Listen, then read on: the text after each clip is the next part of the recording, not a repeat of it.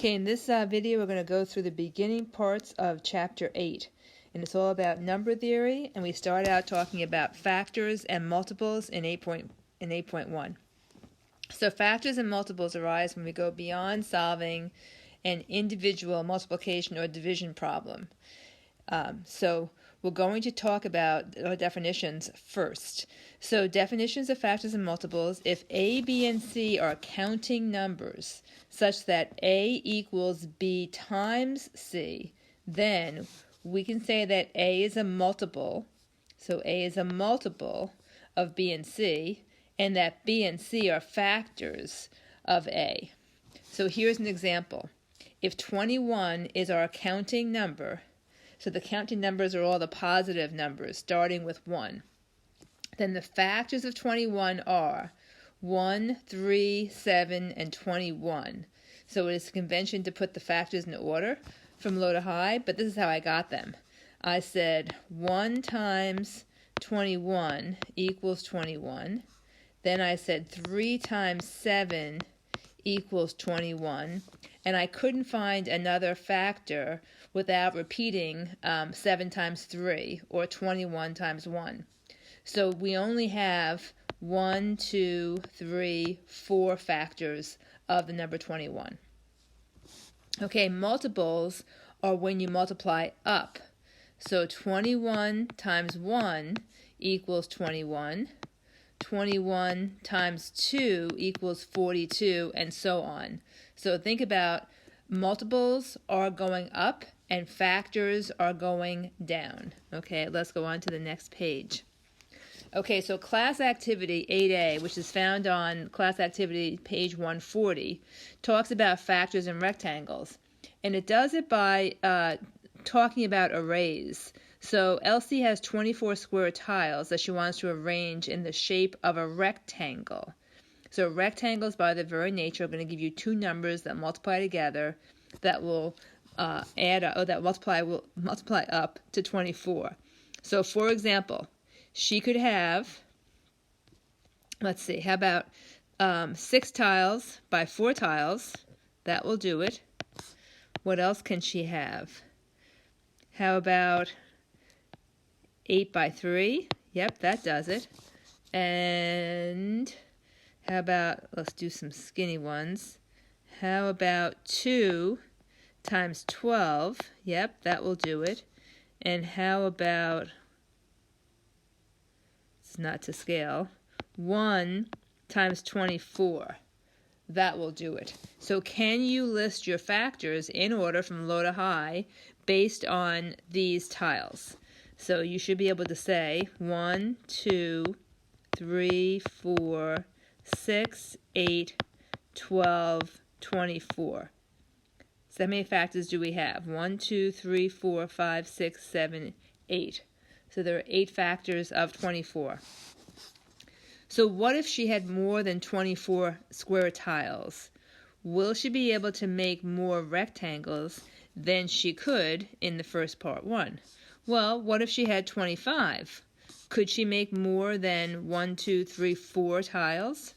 So I don't think so, because my only possibilities are going to be a 5 by 5 and a 25 by 1. So the answer is not necessarily. What if she had 36? We'll just draw a line here. So let's say she had 36 squares to work with. What could that look like? Well, she could do 12 times 3. That would be 36. She can do, we'll say this is 9 times 4. That would be 36. How about 6 times 6? That works. And how about 1 times 36? So she can make 1, 2, 3, 4 arrays just like she could when she had 24 square tiles. Okay, so it really just depends on how many multiples there are in that number, or how many factors, there are in that number. Moving on to the next page. So finding factors. So how do we do this? So one way to find all the factors of a counting number is to divide the number by all the counting numbers smaller than it to see which ones divide the number evenly. So that's the whole thing. When we say that we're dividing evenly. That means you have to have a whole number answer. Whole number answers are what determine your factors. Okay, you can't have a remainder, you can't have a decimal, you can't have a fraction left over. So every counting number except one must have at least two distinct factors, and those factors are 1 and itself. Okay, if the factors of a counting number greater than 1 are only 1 in itself, then it gets a special name, and that special name is prime. So numbers like 5 and 7 that only have factors of 1 and themselves are prime. So by definition, a prime has to be greater than 1 and only have factors of 1 and itself. So the lowest prime number is 2. So that's a good thing to know, okay? Because all the other prime numbers will be odd numbers, but 2 is the lowest, and it's the only even prime number. Okay, class activity 8B shows us the factors of 156 in an organized way. So they want us to do the same thing for 198. So I can say 1 and 198, and then this is how they had organized their other problem. Oops, let me just fix that. 198 equals 198. Okay, 2 goes in evenly, so 2 times 99 will give me 198. How about 3? 3 times 66 will give me 198. And then 4 doesn't work, 5 doesn't work, 6 does work. 6 times 33 will give me 198. 7 doesn't work, 8 doesn't work, 9 does work. So 9 times 22 gives me 198. And there's one more out there, and it's 11. 11 times 18 gives me 198.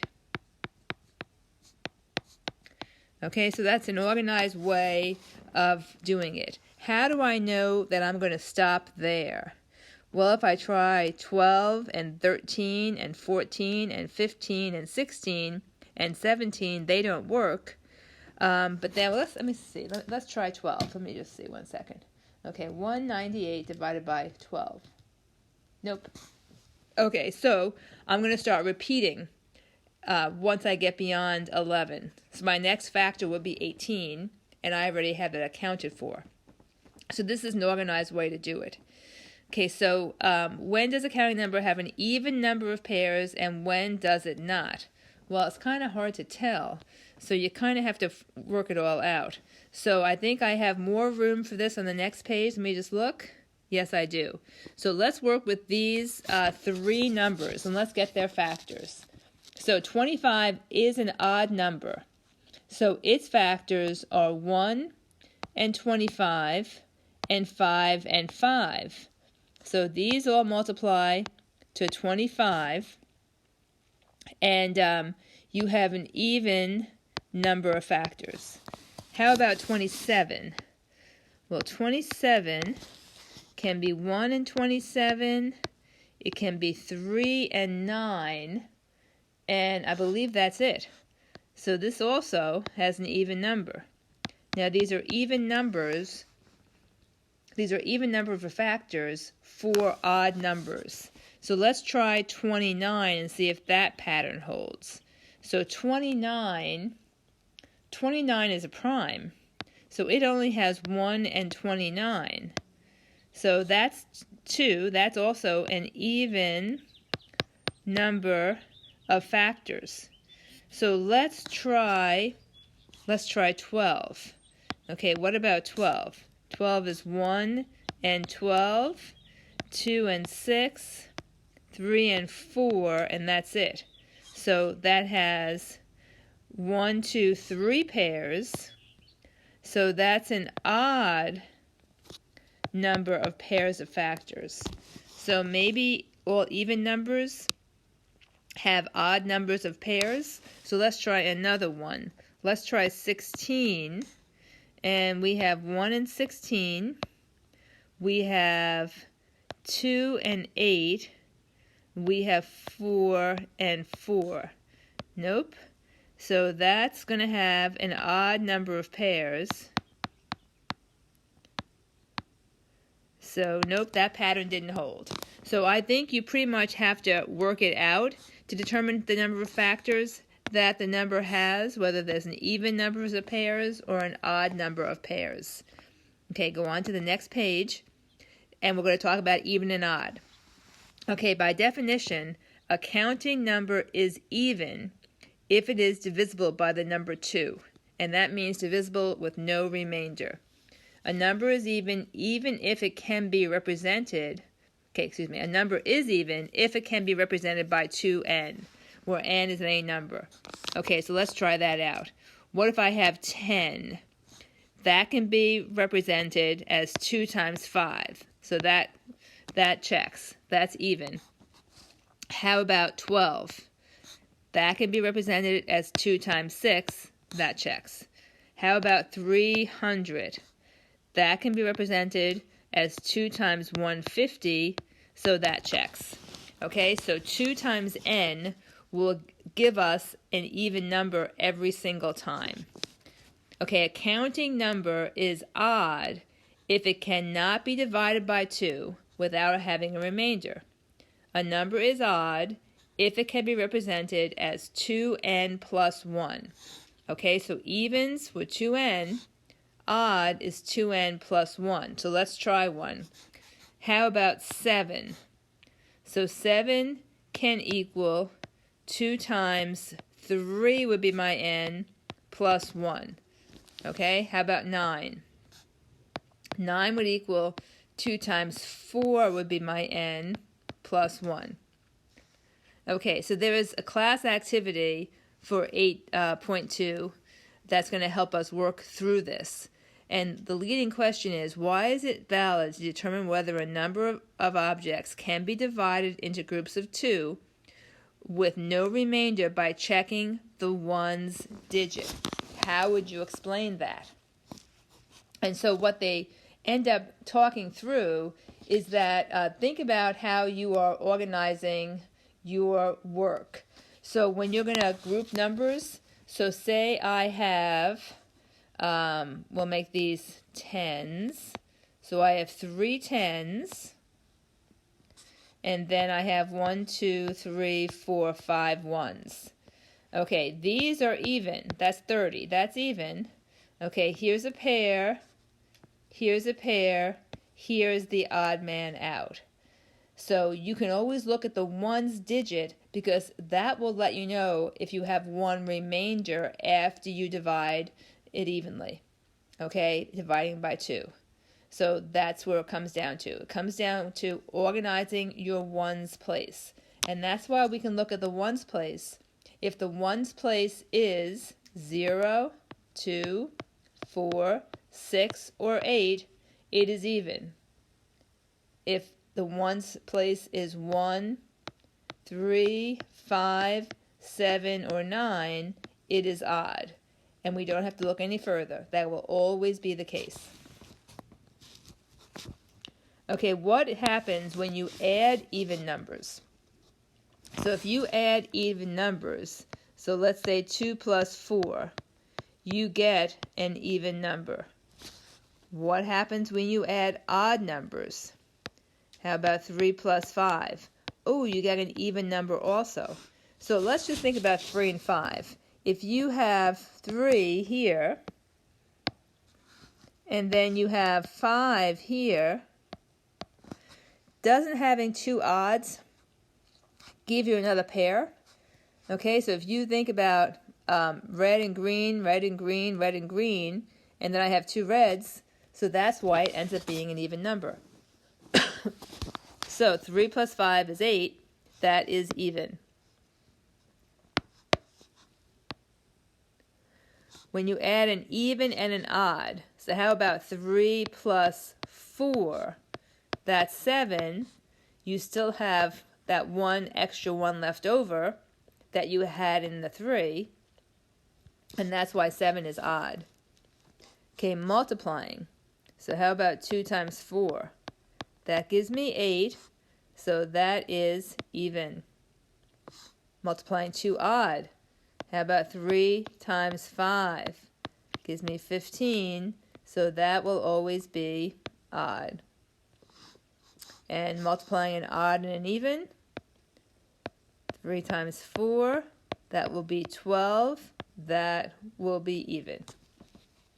Okay, so then that brings us to, how would you classify 0? Because up to this point, we have really just talked about counting numbers. So a counting number begins at 1. So what about 0? Well, if you think about the number line, it may give us some insight.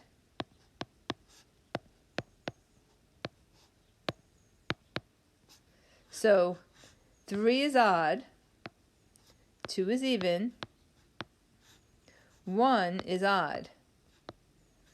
Following the pattern, 0 will be even. -1 will be odd. -2 will be even. -3 will be odd. So following the pattern, we can say that 0 is an even number. Okay, class activity 8C talks about, do factors always come in pairs? And we've already done that, so we can skip that. And in fact, I'll just get rid of that. So that's done. We'll go on. Okay. Look at these designs. So this I took right from the textbook. And this is a fun activity for the kids because it gives them a number sense and a way to strategize. So how can you figure out if you have an even number of dots without counting? So if you look at the pattern of the butterfly wings, you can see that the pattern is the same on both sides. They are mirror images. So you're going to have a one-to-one correspondence. So all you have to really look at is the center of the butterfly. And I can see I have a pair, one left over, so that's going to be odd. And I didn't count anything, I just looked at the mirror imaging. So can you do something similar with the arms in the diagram in design B? So it looks like you can mirror this one with this one, and then mirror this one with that one. Then you're left with a pair, odd man out. So that's also going to be an odd number. Okay, again, I'm looking at patterns. Having children recognize patterns is really, really critical because much of math depends upon being able to recognize your patterns. Let's go to the next page. Okay, so here is a dot design. Just similar to the other ones, can we figure out if we can have an odd number or an even number? So it looks to me, if you mirror the orange on top of orange 1, 2, 3 times, and then the green on top of green 3 times, you have paired everything up except for this guy right in the middle. So that's going to give you an odd. So again, you're using patterns to be able to determine that. You're not sitting and counting, but if you did sit and count, you would get the same result. But I like the idea of looking at patterns because it kind of pulls your vision out and you look at it as a whole and not as its individual parts. Okay, it's important when we talk about long division that students have an idea of what goes into what. So there are a lot of divisibility tests that we can use, and here are some of them on this chart. So I kind of divided the chart in half. So a method for checking or testing to see if a counting number is divisible by another counting number without actually carrying out the division is called a divisibility test. Okay, so it's like a shortcut. So if things are divisible by 2, that happens when the number ends with 0 to 4, 6, or 8. Okay, so if it ends in an even number, it's evenly divisible by 2. All right, most people know that rule. Okay, divisibility by 3. If the sum of the number's digits is divisible by 3, then that number is divisible by 3. Okay, that's a nice little rule that most people don't know. So you want to commit that to memory. Okay, divisible by 4. When a number's last 2 digits, okay, the last 2 are divisible by 4, then the entire number is divisible by 4. Okay, that's a good one too to know. Okay, 5, you probably already know. If a number ends in 0 or 5, it is definitely divisible by 5. Okay, let's go on to the other rules. Okay, so 6. So when a number is divisible by both 2 and 3, it's divisible by 6. That one you probably want to know as well.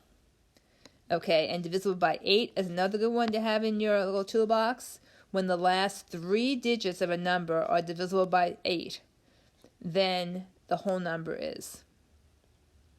Okay, so if you pull out 1, 6, and 8 and try to put 8 in it, you can do that evenly. So then the entire number is divisible by 8. So that's a good little rule. Okay, when the sum of a number's digits is divisible by 9, then the whole number is divisible by 9. That's also a good one. And then the last one you probably know already. So there is a rule for 7, but it's very complicated. So usually you don't see that. I also put in a link to Math is Fun, which is a great website. And this includes rules up to 12. And it's this nice little practice. So I would recommend that you look at that as well. And see if you can use some of this perhaps in your electronic notebook. See if any of those rules work out well. You should also try to get this table somewhere because that's a nice little thing to have in your repertoire. So that ends this section.